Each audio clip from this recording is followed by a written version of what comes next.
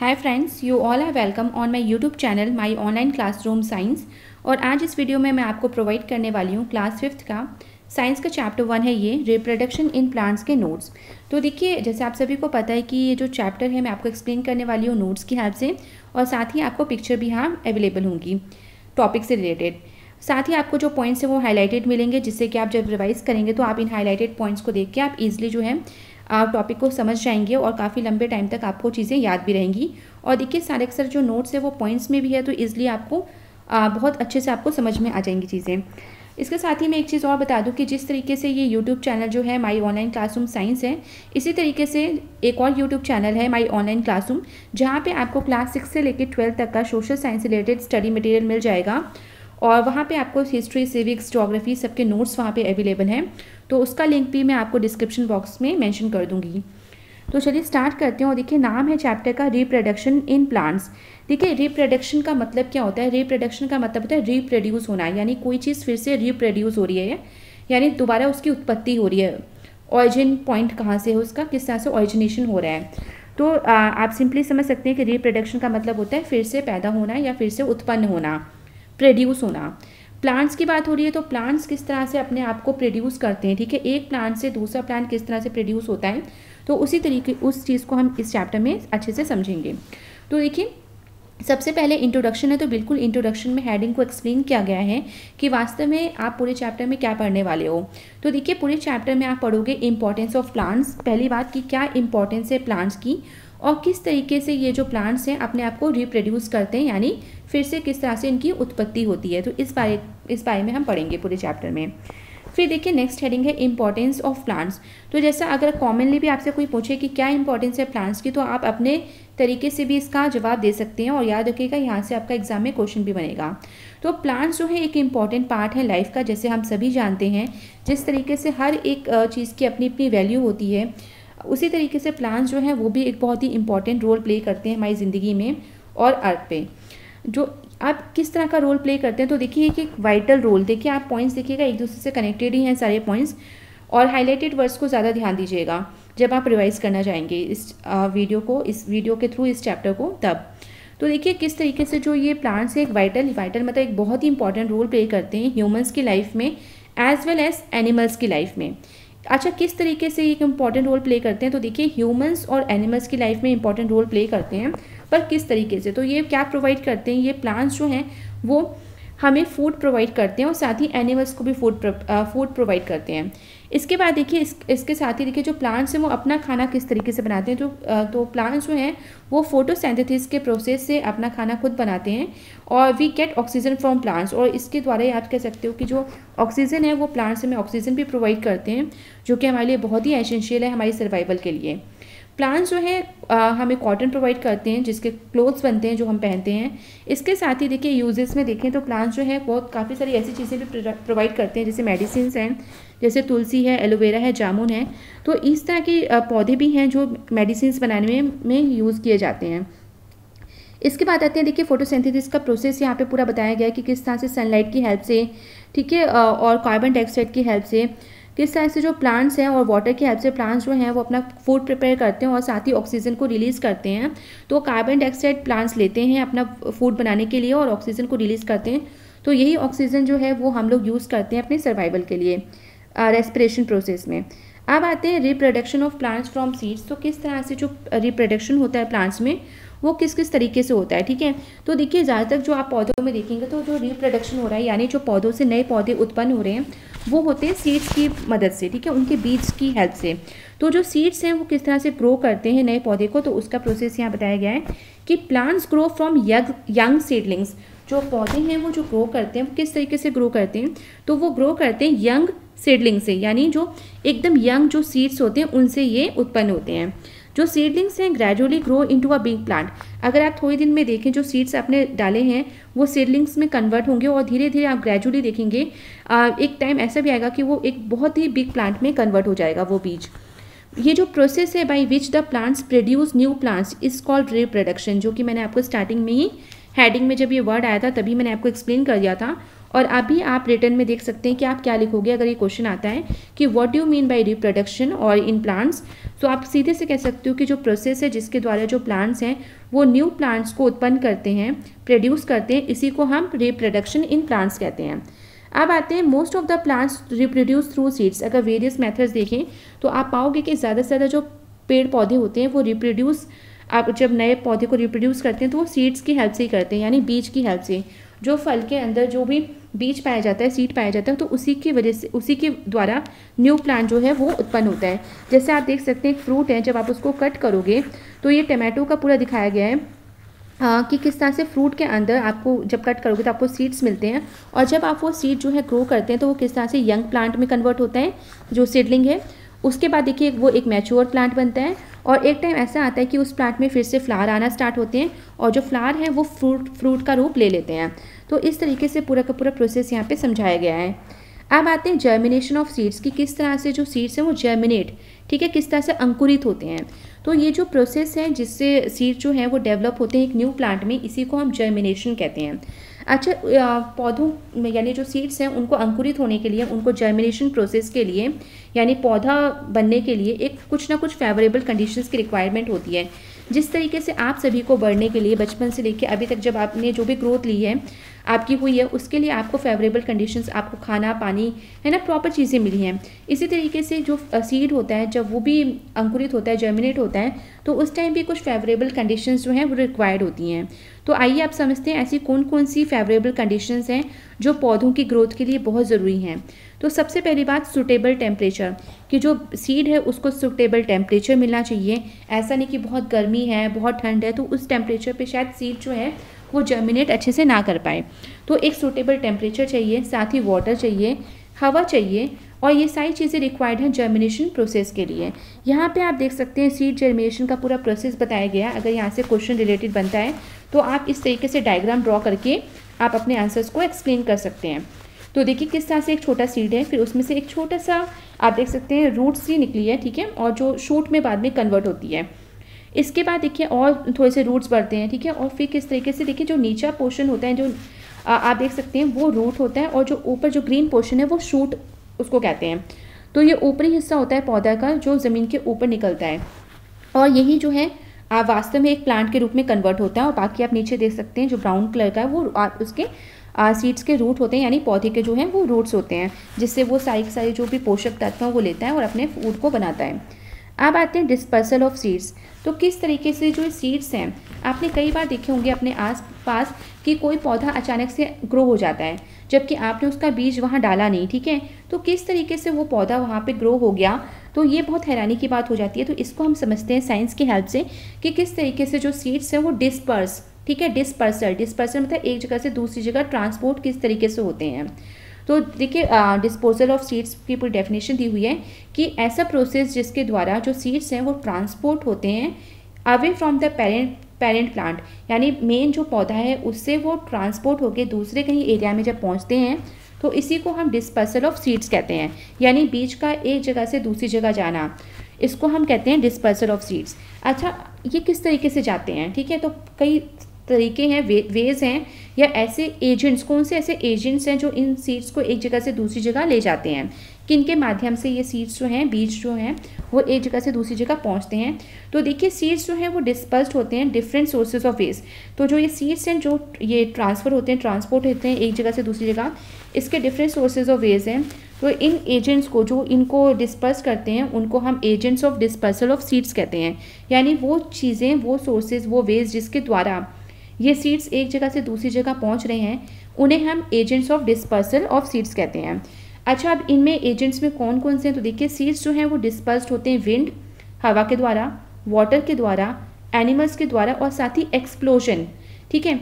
तो ये एक्सप्लोजन वाला थोड़ा सा आप देखेंगे, जब आप थोड़ा सा मैं समझाऊंगी तो आप अच्छे समझ जाएंगे कि क्या एक्सप्लोजन है, ठीक है। जैसे आपने कोई भी चीज़ देखोगे एक्सप्लोड, जैसे पटाखे या बम जब फूटते हैं तो एक्सप्लोजन होता है, तो उसी तरीके से आप देखोगे कि सीड्स भी किस तरह से एक्सप्लोड, जो ऊपर की लेयर होती है उसको किस तरह से एकदम एक्सप्लोड करके बाहर निकलते हैं, और कहीं जब वो एक सूटेबल जगह पे गिर जाते हैं जहाँ पे फेवरेबल कंडीशंस मिलती हैं तो वो जर्मिनेट हो जाते हैं और फिर नया पौधा बन जाता है। तो याद रखिएगा विंड, वाटर, एनिमल्स और जो ये एक्सप्लोशन है तो एक तरह से ये आपके एजेंट्स हैं जो सीड्स को डिस्पर्स करते हैं एक जगह से दूसरी जगह।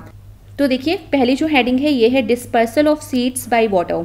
ठीक है, तो पानी के द्वारा किस तरीके से जो सीड्स हैं वो एक जगह से दूसरी जगह ट्रांसपोर्ट होते हैं। तो आपको यहाँ पे देखिए फर्स्ट पॉइंट में ये चीज़ मेंशन की गई है। याद रखना है आपको कि वाटर के द्वारा जो सीड्स डिस्पर्स हो रहे हैं, इसका मतलब ये है कि ऐसे प्लांट्स जो पानी के नियर ग्रो हो रहे हैं या पानी में ग्रो हो रहे हैं तो उनके सीड्स ईजिली जो है वाटर की हेल्प से एक जगह से दूसरी जगह ट्रांसपोर्ट हो जाते हैं। तो यहाँ पे आपको याद रखना है कि जो एजेंट होगा वो वाटर है, क्योंकि वही जो है वो सीड्स को डिस्पर्स कर रहा है कहीं दूसरे इलाके में।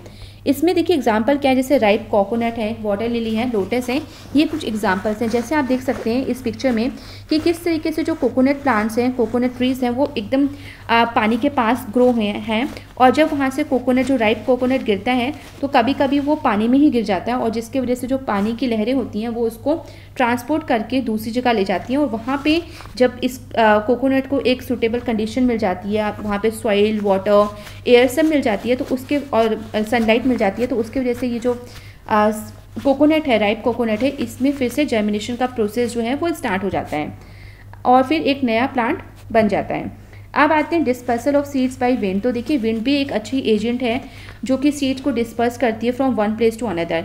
हम सभी को पता है, देखिए फर्स्ट पॉइंट में लिखा है कि सीड्स जो होते हैं, जो बीज होते हैं पौधे के, वो बहुत ही हल्के होते हैं। ठीक है, वेट में आप देखो तो वो भारी नहीं होते, लाइट होते हैं और आपको अच्छे से पता होगा कि जो विंड है वो हल्की चीज़ों को ईजिली उड़ा देती है। ठीक है, जैसे कि पेपर हुआ तो पेपर को वो ईजिली उड़ा देती है। तो इसी तरीके से देखिए जो सीड्स हैं ऑर्चिड के, कॉटन के, तो ये सीड्स इतने लाइट होते हैं कि विंड की हेल्प से वो ईजिली मूव हो जाते हैं फ्रॉम वन प्लेस से टू अनदर। जैसे कि आप यहाँ पे देख सकते हैं इस पिक्चर में, तो आप देखेंगे सीड्स हैं और सीड्स किस तरह से देखिए ईजिली जो है हवा की मदद से वो एक जगह से दूसरी जगह ट्रांसपोर्ट हो रहे हैं। अब आते हैं dispersal of seeds by animals. तो देखिए एनिमल्स के द्वारा भी जो सीड्स हैं वो एक जगह से दूसरी जगह पहुंचते हैं और ये कैसे पहुंचते हैं, देखिए कि जो एनिमल्स हैं, इंसेक्ट्स हैं, है ना, बर्ड्स हैं, ये सभी के सभी हमें पता है कि फ्रूट्स के कुछ फ्रूट्स हैं, प्लांट्स के कुछ पार्ट हैं, फ्रूट्स हैं, वो ये खाते हैं। ठीक है, जैसे फॉर एग्जांपल चेरी है, एप्पल सीड्स हैं, ये जो एनिमल्स हैं इनको जूसी पार्ट जो होता है फ्रूट का खाते हैं और जो लेफ़्ट ओवर है यानी जो बीज है उसको वो कहीं दूर, क्योंकि ऐसा तो है नहीं कि पेड़ के पास ही बैठ के ये एनिमल्स या बर्ड्स वो खाना खाती हैं, तो जो भी ये खाते हैं फ्रूट्स वगैरह, उसके बाद जो सीड्स बचते हैं तो एक जो पेरेंट प्लांट के पास से ये दूर कहीं ये जो सीड्स हैं उनको फेंकते हैं और जिसकी वजह से एक न्यू प्लांट जो है, अभी कई बार ये भी देखा है कि एनिमल्स की जो हेयरी स्किन होती है, हुक्स और स्पाइक्स जो होते हैं सम फ्रूट्स के, वो चिपक जाते हैं एनिमल्स की हेयरी स्किन पे और इसकी वजह से जब एनिमल्स एक जगह से दूसरी जगह जब जाते हैं तो उनमें ये जो सीड्स हैं जब ये कहीं भी ज़मीन पे गिरते हैं और उसको फिर से सूटेबल कंडीशंस मिल जाती हैं तो ये फिर से ग्रो कर जाते हैं, जर्मिनेट कर जाते हैं और फिर से एक पौधे के रूप में कन्वर्ट हो जाते हैं। तो इस तरीके से जो है सीड्स की हेल्प से एक नया पौधा जो है वो रिप्रोड्यूस हो जाता है। अब आते हैं नेक्स्ट पॉइंट पे। तो देखिए नेक्स्ट हेडिंग है dispersal of seeds by explosion. तो किस तरीके से जो आप देखोगे कुछ प्लांट्स ऐसे हैं जिनके सीड्स जो हैं वो डिस्पर्स, वो एक जगह से दूसरी जगह पहुंच जाते हैं एक्सप्लोशन के प्रोसेस के द्वारा। फॉर एग्जाम्पल है जैसे फ्रूट्स और पीस, आपने मटर देखी होगी। ठीक है, तो मटर का जो छिलका होता है तो किस तरीके से जब बहुत ज़्यादा मटर सूख जाती है, ठीक है, और उसका छिलका जो है वो एक ऐसी कंडीशन आती है कि जब एक्सप्लोजन हो जाता है और उसके जैसे सीड्स जो हैं वो बाहर निकल आते हैं। जैसे कि देखिए दे बस्ट ओपन और explode when they are dry. जब धूप की वजह से वो बहुत ज़्यादा ड्राई हो जाते हैं, बहुत ज़्यादा सूख जाते हैं, तो उसकी वजह से ये छिलके जो है वो खुल जाते हैं और जब ये खुल जाते हैं तो इनके बीज जो हैं वो निकल के एकदम कहीं अलग अलग जगह स्कैटर्ड हो जाते हैं इस एक्सप्लोजन की वजह से। और जब वो दूर दराज कहीं भी जब गिरते हैं किसी भी जगह पे, दूर अलग अलग जगह पे, तो फिर से वही बात है कि फेवरेबल कंडीशन अगर उन सीड्स को मिल जाती है तो वो ईजिली फिर से जर्मिनेट हो जाते हैं। तो इस पिक्चर में आप देख सकते हैं किस तरह से जो सीड्स हैं वो एक्सप्लोजन के द्वारा एक आप कह सकते हो जो फ्लावर है उससे निकल के बाहर गिर रहे हैं। अब आते हैं reproduction of plants from other parts. तो अभी तक हमने रिप्रोडक्शन पढ़ा कि सीड्स की मदद से होता है। अब हम पढ़ेंगे कि जो रिप्रोडक्शन है प्लांट्स का, तो प्लांट्स के और भी ऐसे पार्ट्स हैं जिससे आप नए पौधे को उत्पन्न कर सकते हैं, रिप्रोड्यूस कर सकते हैं। जैसे कि आप आते हैं न्यू प्लांट्स आप ग्रो कर सकते हो फ्रॉम स्टेम, यानी पौधे के जो स्टेम तना होता है उसकी मदद से आप नए पौधे को ग्रो कर सकते हो। तो जैसे कुछ प्लांट्स है जैसे पोटैटो है, अनियन है, जिंजर, तो ये कैसे ग्रो होते हैं? तो ये स्टेम से ग्रो होते हैं। Stem grows underground and has buds which are called eyes. आप यहाँ पे देख सकते हैं इस पोटैटो में जो छोटे छोटे आपको स्कार मिलेंगे, छोटे छोटे से स्कार, तो वो एक तरह के बर्ड्स होते हैं, एक तरह की आप कह सकते हो आइज होती हैं। Any piece of potato with a bud can grow into a new plant. तो इस तरह के जो आपको एक छोटे छोटे जो छेद या इस तरह के बर्ड मिलेंगी, तो वही एक तरह से आपका जो न्यू प्लांट है उसको ग्रो करेंगे। तो आपको बस वो पीस ऑफ पोटैटो लेना है जिसमें इस तरह की बर्ड्स आपको दिखें, और आप देखोगे जब आप सॉइल में उसको डालोगे या कट करके आप जब पोटैटो को सॉइल में डालोगे तो कुछ दिन बाद वो जो पोटैटो है वो इजली जर्मिनेट कर जाएगा और अंकुरित हो जाएगा, और फिर से एक नया पौधे में वो कन्वर्ट होगा और फिर नए फ्रूट उसमें आगे लग जाएंगे जब वो मैच्योर हो जाएगा प्लांट। अब आते हैं न्यू प्लांट्स फ्रॉम लीव्स। देखिए लीव्स की मदद से भी, देखिए सब पौधों के लिए नहीं है, बट कुछ कुछ पौधों को आप जिस तरह से सीड्स की हेल्प से ग्रो कर सकते हैं, कुछ को हम स्टेम की मदद से ग्रो कर सकते हैं, उसी तरीके से कुछ ऐसे प्लांट्स हैं जिनको हम लीव्स यानी उनकी पत्तियों की मदद से ग्रो कर सकते हैं। तो इसी तरह से एक प्लांट है बायरोफाइलम, ठीक है। तो जो बायरोफाइलम है वो किस तरह से रिप्रोड्यूस होता है, तो ये लीव्स की मदद से रिप्रोड्यूस होता है, यानी उत्पन्न होता है नए पौधे में। ये जो प्लांट है वो ग्रो करता है from buds present on their leaf. तो आप देख सकते हैं कि इस लीफ के साइड में आप देखिए तो आपको छोटी छोटी बर्ड्स मिल जाएंगी, और जिसकी वजह से ये हमेशा लीफ पे प्रेजेंट होती हैं, और लीफ की मार्जिन, यानी मार्जिन मतलब जो साइड वाली लाइन है, ठीक है, एक तरह से जो लीफ की बाउंड्री है वहाँ पे ये होती हैं, which grow into new plant once they fall on moist soil. तो जैसे आप इस हिस्से को जब सॉइल में डालोगे और फिर से वही फेवरेबल कंडीशन मिलेगी, सॉइल मॉइस्ट होनी चाहिए, और वाटर यानी अगर पहले से सॉइल मॉइस्ट है इट मीन्स वाटर है सॉइल में, सनलाइट मिले और प्रॉपर उसको चीज़ें मिले, तो डेफिनेटली जो है वो जो बर्ड्स हैं उससे फिर नए पौधे जो हैं वो जर्मिनेट हो जाते हैं, और फिर से जो पौधा है एक न्यू प्लांट जो है वो प्रोड्यूस कर देता है ये जो बर्ड्स हैं। उसके बाद आते हैं न्यू प्लांट्स फ्रॉम रूट्स। आप देखिए कुछ ऐसे पौधे भी हैं जो रूट्स की हेल्प से न्यू पौधों में कन्वर्ट होते हैं। तो जैसे प्लांट्स हैं सच ए स्वीट पोटैटो, ठीक है, कैरेट है, डेलिया है और टर्निप है, ये ग्रो होते हैं रूट्स की हेल्प से। एग्रीकल्चर देखते हैं, तो एग्रीकल्चर नेक्स्ट हेडिंग है आपकी, जो प्रैक्टिस आप एग्रीकल्चर है क्या। देखिए एग्रीकल्चर आप देखो तो ये एक लैटिन लैंग्वेज का वर्ड है एग्रीकल्चरा, विच मीन्स एगर मीन्स होता है आपका सॉइल और कल्चर मीन्स होता है कल्टीवेशन। तो जब सॉइल को कल्टीवेट करते हैं तो उसी प्रोसेस को एग्रीकल्चर कहते हैं।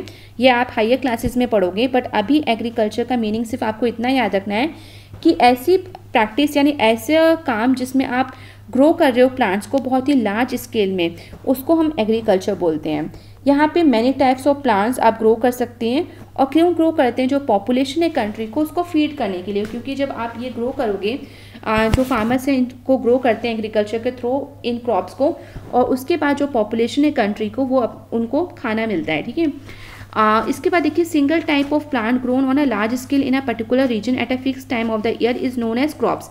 इसके साथ ही कोई भी एक तरह का पौधा जब आप एक लार्ज स्केल में भारी मात्रा में बड़ी मात्रा में किसी भी पर्टिकुलर रीजन में जब उगाते हैं एक फिक्स टाइम ऑफ पीरियड में, तो उस फसल को हम क्रॉप्स बोलते हैं, ठीक है। उस मतलब प्लांट को हम क्रॉप बोलते हैं और हिंदी में उसको फसल बोला जाता है। तो डिफरेंट फसल जैसे गेहूँ है, चावल है, ये उगाए जाते हैं, और फिर बाद में ये जो फार्मर्स हैं मार्केट में इन चीज़ों को सेल करते हैं, और बाद में जो पॉपुलेशन है कंट्री की डेफिनेटली वो इनको खरीद के अपने सर्वाइवल के लिए यूज़ करते हैं। तो इस तरीके से जो है एग्रीकल्चर प्रोसेस भी काम करता है, और उसको लोग जो हैं एज अ ऑक्यूपेशन भी उसको अपनाते हैं। अब आते हैं टू टाइप्स ऑफ क्रॉप्स पे। तो देखिए क्रॉप्स जो फसलें जो उगाई जाती हैं वो दो तरह की होती हैं मेनली। एक होती है आपकी राबी क्रॉप और एक होती है आपकी खारिफ क्रॉप। तो देखिए राबी क्रॉप्स कौन सी होती हैं, तो जब आप हायर क्लासेस में जाएंगे तो आप और अच्छे से इन चीज़ों को और भी पढ़ेंगे, बट बेसिक नॉलेज के लिए यहाँ पे बहुत ठीक है, काफ़ी है यहाँ पे, और साथ ही ये टॉपिक आप सोशल साइंस सब्जेक्ट में भी आगे पढ़ेंगे। तो देखिए राबी क्रॉप्स जो हैं, ये जो क्रॉप्स हैं ये नवंबर से अप्रैल के मंथ तक ग्रो होती हैं। ये विंटर सीजन की क्रॉप्स होती हैं, इसी वजह से इन्हें विंटर क्रॉप्स भी कहते हैं, इन्हें राबी क्रॉप्स भी कहा जाता है, क्योंकि ये विंटर सीजन में ग्रो होती हैं, उगाई जाती हैं। सोन पीरियड जो होता है, सोइंग पीरियड, वो विंटर होता है, सर्दियों में उगाई जाती हैं। और हार्वेस्टिंग जो है वो स्प्रिंग सीजन में, हार्वेस्टिंग मतलब ये फसलें जब पक जाती हैं तो उसको काट लिया जाता है। इसमें कौन कौन सी फसलें आ रही हैं, तो इसमें बीन्स, ग्राम, व्हीट जो हैं वो इसके एग्जाम्पल हैं। अच्छा, ये जो फसलें इन्हें रेनफॉल पे डिपेंड नहीं होना पड़ता क्योंकि इनको इतनी पानी की ज़रूरत नहीं होती। अब आते हैं खारिफ क्रॉप पे। तो देखिए खारिफ क्रॉप्स जो हैं वो जून से अक्टूबर के मंथ में ग्रो की जाती हैं, और इन्हें खारिफ क्रॉप्स भी कहते हैं, साथ ही इन्हें मानसून क्रॉप्स भी कहते हैं।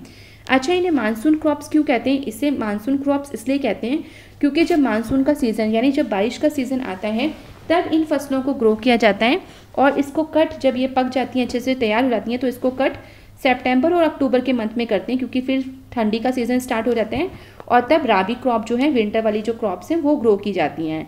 एग्जाम्पल, क्योंकि आप देख सकते हैं क्योंकि खारिफ क्रॉप है तो बिल्कुल पानी की ज़रूरत होती है और पानी जो है वो रेनफॉल की मदद से मिल जाता है। यहाँ पे जो मेन क्रॉप्स हैं जो एग्जाम्पल में वो है राइस, मेज़, ज्वार एक्सेट्रा। ठीक है, तो आप देखते हैं मेज़ जो है वो कॉर्न को कहते हैं। अब आपको याद रखना है कि यहाँ से आपके क्वेश्चन डेफिनेटली बनेंगे। आपसे पूछा जा सकता है कि राबी क्रॉप कब ग्रो की जाती है, खारिफ क्रॉप कब ग्रो की जाती है। और याद रखिए, जैसे मैंने बताया आपको, ये टॉपिक आप सोशल स्टडी सब्जेक्ट में भी आप जब हायर क्लासेस में जाएंगे तो आप फिर से पढ़ोगे। और मैंने आपको जैसे बताया कि माई ऑनलाइन क्लासरूम जो चैनल है ये आपका साइंस का चैनल है, मॉक्स। और इसके साथ ही जब आप माई ऑनलाइन क्लासरूम जो उसका मैं लिंक आपको डिस्क्रिप्शन बॉक्स में दूंगी, तो वहाँ भी आपको इसी तरह की सोशल साइंस रिलेटेड काफ़ी वीडियोस जो हैं 6 टू क्लास 12 तक की वो आपको मिल जाएंगी आपके पर्टिकुलर सब्जेक्ट से रिलेटेड। तो आप वहाँ भी एक बार विजिट करिएगा। सो आई होप ये चैप्टर आपको अच्छे से समझ में आ गया होगा। So thank you everyone and please like share subscribe this channel for more updates.